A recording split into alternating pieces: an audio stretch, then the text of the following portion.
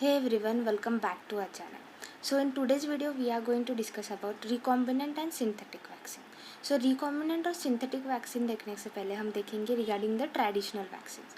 तो traditional vaccines क्या होते हैं? तो traditional vaccines ऐसे vaccines होते हैं जो हमारे immune system को expose किए जाते हैं inactivated kill form of the pathogen और weaken पैथोजेंस और पार्ट ऑफ द पैथोजेंस को, ताकि ये पैथोजेंस जो होता है वो हमारी इम्यूनिटी को स्टिमुलेट कर सके लेकिन कोई भी डिसीज़ कॉज नहीं करेगा. So that is nothing but traditional vaccine. So traditional vaccine क्या होते हैं? ऐसे वैक्सीन जो कि inactivated kill form of the pathogen, weakened या फिर पार्ट ऑफ द पैथोजन, ये वैक्सीन हमारे इम्यून सिस्टम को स्टिमुलेट करते हैं विदाउट कॉजिंग एनी डिसीजेस, जिसे हम कहते हैं ट्रेडिशनल वैक्सीन. सो कौन से अलग अलग टाइप्स होते हैं ट्रेडिशनल वैक्सीन्स के? तो first type of traditional vaccine is live attenuated vaccine. So ये जो वैक्सीन्स होते हैं इनमें लाइव फॉर्म ऑफ पैथोजन होते हैं बट वीकन. सो जैसे कि BCG vaccine, example is BCG vaccine. So ये होता है लाइव अटेन्यूएटेड वैक्सीन. दूसरा टाइप होता है ट्रेडिशनल वैक्सीन के, वो होता है इनएक्टिवेटेड किल वैक्सीन, जिसमें हम जो पैथोजेंस होते हैं उन ऑर्गेनिजम्स को किल करते हैं और उनसे वैक्सीन बनाते हैं, जिसे हम कहते हैं इनएक्टिवेटेड किल वैक्सीन. जैसे कि पोलियो वैक्सीन, रेबीज़ वैक्सीन, ये इस तरह वैक्सीन बनाए जाते हैं. Third types of vaccine is toxoid vaccine. इसमें इनएक्टिवेटेड बैक्टीरियल टॉक्सिन का यूज़ किया जाता है, जैसे कि टेटानस वैक्सीन. वो इस तरह टेटानस वैक्सीन जो टॉक्सॉइड वैक्सीन के अंडर आते हैं. इसके बाद fourth type of traditional vaccine is subunit vaccine, जिसमें specific part of pathogen use किया जाता है, जैसे कि protein. For example hepatitis B vaccine, HPV vaccine. ये वैक्सीन जो होते हैं वो सब यूनिट वैक्सीन के अंडर आते हैं. सो 4 टाइप्स के अलग अलग ट्रेडिशनल वैक्सीन होते हैं. First is live attenuated vaccine, inactivated kill vaccine, toxoid vaccine और सब यूनिट वैक्सीन. और उसके हमने एग्जाम्पल्स भी दिखे. अब लिमिटेशंस क्या होते हैं ट्रेडिशनल वैक्सीन के? So first limitation is safety risk, क्योंकि हम लाइव एटेन्यूएटेड वैक्सीन यूज़ कर रहे हैं, तो इस लाइव एटेन्यूएटेड वैक्सीन की वजह से कभी कभी डिसीज़ भी कॉज हो सकते हैं कोई इंडिविजुअल्स में. उसी के साथ साथ इनएक्टिवेशन में नॉट बी कंप्लीट.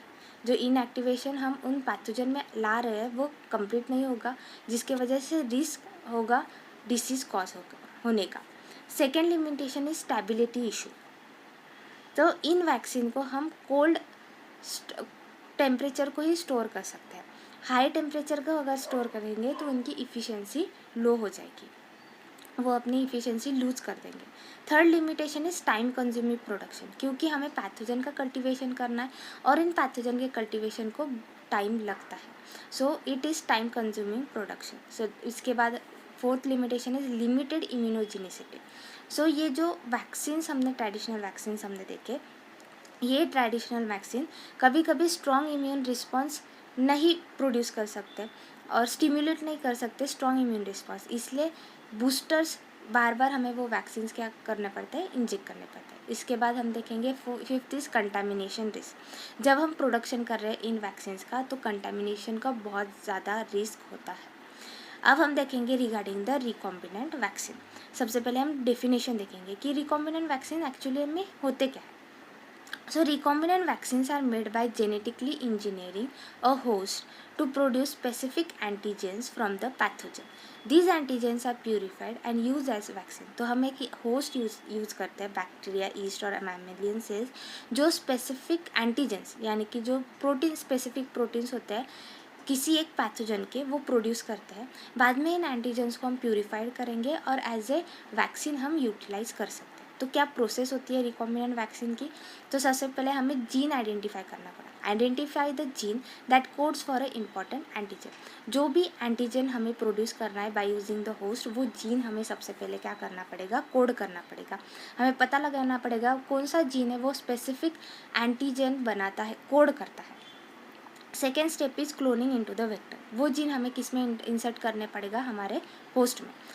जो हमारा जो भी वेक्टर होगा उसमें हमें वो जो जीन है वो क्या करना पड़ेगा, इंसर्ट करेगा इनटू. जैसे कि प्लाज्मिड हो गए, वायरल वेक्टर्स हो गए, उनमें हमें वो जीन इंसर्ट करना. इसके बाद वो expression into host cell introduce into a host organism which produce the antigen. So हमें वो फाइनली वो वेक्टर हमें एक होस्ट ऑर्गेनिज्म में इंट्रोड्यूस करना पड़ेगा जो फाइनली प्रोड्यूस करेगा वो एंटीजन। बाद में वो एंटीजन जो भी प्रोटीन होगा वो हमें आइसोलेट करना पड़ेगा, प्यूरीफाई करना पड़ेगा, एक एडजुवेंट के साथ कंबाइन करना पड़ेगा और फिर वो वैक्सीन हम डिलीवर कर सकते हैं। एग्जाम्पल रिकॉम्बिनेंट वैक्सीन के hepatitis B vaccine, HPV vaccine, malaria vaccine, कोविड-19 स्पाइक प्रोटीन बेस्ड वैक्सीन। अब इनके एडवांटेजेस क्या होते हैं? हमें पैथोजन की ग्रोथ करनी नहीं पड़ती, प्रोडक्शन उन पैथोजन का करना नहीं पड़ता, कोई रिस्क नहीं होता इन्फेक्शन का, स्टेबल होते हैं, कंसिस्टेंट प्रोडक्शन होता है और टारगेटेड इम्यून सिस्टम बूस्ट होता है। लेकिन इन रिकॉम्बिनेंट वैक्सीन के लिमिटेशंस क्या है? तो लिमिटेशंस ये है कि इन्हें सोफिस्टिकेटेड लैब रिक्वायर होती है, उसके साथ साथ एडजुवेंट्स रिक्वायर्ड होते हैं to boost the immune response, costly होते हैं क्योंकि इनका प्रोडक्शन बहुत ज़्यादा कॉस्टली होता है। उसी के साथ साथ इम्यून रिस्पॉन्स इतना स्ट्रॉन्ग नहीं बूस्ट हो पाता जितना लाइव वैक्सीन के साथ होता है। So these are some limitations of recombinant vaccines. अब हम देखेंगे रिगार्डिंग द सिंथेटिक वैक्सीन। अब सिंथेटिक वैक्सीन्स क्या होते हैं? तो synthetic vaccines uses chemically synthesize antigen और जेनेटिक मटेरियल लाइक mRNA और DNA to stimulate an immune response. These do not require live pathogens at any stage. तो जैसे हमने रिकॉम्बिनेंट वैक्सीन में देखा था कि हमें जीन एनकोड करना पड़ता था वेक्टर में, लेकिन इसमें सिंथेटिक वैक्सीन में हम केमिकल मेथड का यूज़ करते हैं और केमिकल मेथड का यूज़ करके हम एंटीजेंस को या फिर जेनेटिक मटेरियल को बनाते हैं। सो कौन से टाइप्स होते हैं सिंथेटिक वैक्सीन के? Peptide based synthetic vaccine, short synthetic amino acid sequence mimicking pathogen proteins. तो शॉर्ट अमीनो एसिड सीक्वेंस जो पैथोजन के प्रोटीन को मिमिक करता है, ऐसे वैक्सीन अगर हम सिंथेसाइज कर रहे हैं तो हम इसे कहते हैं peptide based synthetic vaccine. Nucleic acid vaccine encode the antigen in DNA plasmid, जिसे हम कहते हैं DNA vaccine. mRNA vaccine encode antigenic protein इन मैसेंजर RNA मॉलिक्यूल्स। बाद में इनके क्या एडवांटेजेस होते हैं? तो इनके लिए कोई पैथोजन का कल्चर नीड नहीं होता, हाईली स्पेसिफिक होते हैं। ये जो वैक्सीन्स होते हैं ये डिज़ाइन किए जाते हैं by using bioinformatics, rapid response to outbreak, scalable and flexible. ठीक है, और इनके क्या लिमिटेशंस होता है? So storage, major issue storage और डिलीवरी चैलेंजेस का, क्योंकि mRNA वैक्सीन्स बहुत ज़्यादा required low temperature, limited long term data specially from mRNA and DNA vaccine में रिक्वायर्ड बूस्टर। और हम जब ये वैक्सीन्स हम डिलीवर करते हैं तो डिलीवर के वक्त हमें कुछ एडजुवेंट्स और बूस्टर्स लगते हैं। Vaccine hesitation due to use of newer technology. तो मोस्ट ऑफ द टाइम जो पेशेंट्स होते हैं वो ये वैक्सीन लेने के लिए हेजिटेट करते हैं क्योंकि ये न्यू टेक्नोलॉजी है। So these are nothing but recombinant vaccine and synthetic vaccine. If you have any doubt regarding traditional vaccine, recombinant vaccine or synthetic vaccine, let me know in the comment section down below. Thank you.